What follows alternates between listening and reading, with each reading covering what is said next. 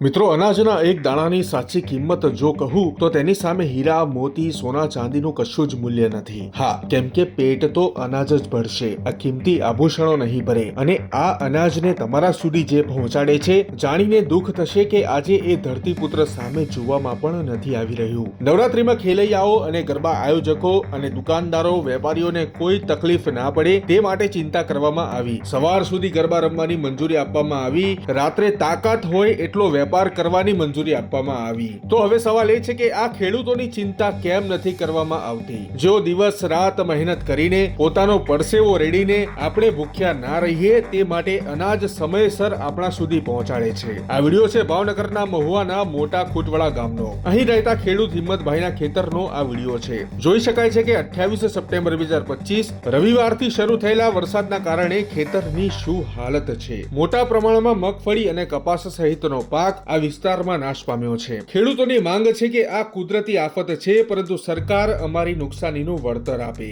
સરકાર અમારી મદદ કરે, અમને રાહત આપે. તો મિત્રો, હવે જોવાનું રહ્યું કે જગતના તાતનું સરકાર ક્યારે સાંભળે છે અને સહાય કરે છે કે નહીં.